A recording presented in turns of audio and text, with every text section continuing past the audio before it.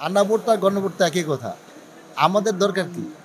আমরা গণভোটটা হানা ভোটটা কি জন্য করব? সংস্কারটার পক্ষে না বিপক্ষে, তাই না? তো আমরা তো সংস্কারের পক্ষেই। হা বা না এটা জনগণকে এটা বাড়তি ভোগান্তিতে ফেলা ভাই। যত দেশের অর্থনৈতিক গতি থেমে আছে। সুতরাং এই মুহূর্তে দেশের একটা গণতান্ত্রিক সুষ্ঠু ইলেকশন দরকার। আপনাকে আইনশৃঙ্খলা করতে হবে।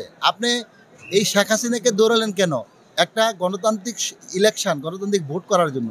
যেটা শেখ হাসিনা দেন নাই। গত ৩ বার ইলেকশন করতে পারেনি মানুষ। ভোট দিতে পারে নাই। সেই জায়গাটা তো আপনাকে আপনার মেইনটাই কাজটা তো হচ্ছে এইটা, একটা সুষ্ঠু ইলেকশন। সেই ইলেকশনটার জন্য তো আমাদের প্রয়োজন, তাই না ভাই? সেই ইলেকশনটাই হওয়া আগে যাবে। জনগণের এইটাই প্রত্যাশা। জনগণের এই প্রত্যাশা যত দ্রুত নির্বাচন করে দেশটা একটা অর্থনৈতিক স্বাবলম্বীর দিকে আমরা নিয়ে যাব।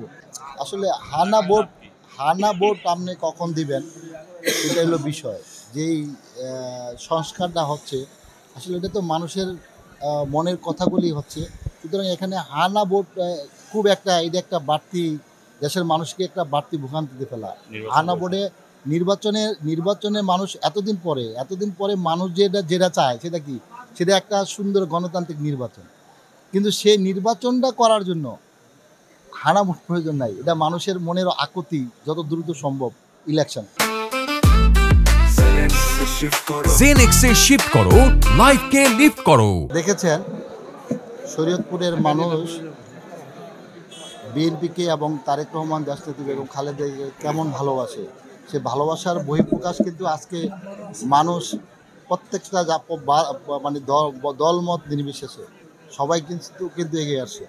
এবং আমাদের বিএনপির যে ৩১ দফা আছে, ওই ৩১ দফা যেহেতু জনগণের কল্যাণে, দেশের কল্যাণে, সেই জন্য এই ৩১ দফার প্রতি সকল স্তরের মানুষ সমর্থন জানিয়ে সবাই ৩১ দফা বাস্তবায়নের জন্য আমাদের সমর্থন করছেন এবং আমাদের সাহায্য এবং সহযোগিতা করছেন। এবং আপনারা মানুষের মধ্যে উৎসাহটা দেখেন। যেহেতু এই এলাকাটা ছিল কখনো বিএনপি এই এলাকায় আসে নাই, মানে নির্বাচিত হয় নাই, কিন্তু ইনশাআল্লাহ আলহামদুলিল্লাহ যে আল্লাহর কাছে শুকরিয়া যে মানুষের সর্বস্তরের মানুষ দলমত নির্বিশেষে, হিন্দু নাই মুসলিম নাই, সকল ধর্মের মানুষ, সকল স্তরের মানুষ কিভাবে এগিয়ে আসে মানে আমাদেরকে সহযোগিতা করার জন্য। এই জন্য আমি শরীয়তপুরের সবার কাছে কৃতজ্ঞতা প্রকাশ করছি।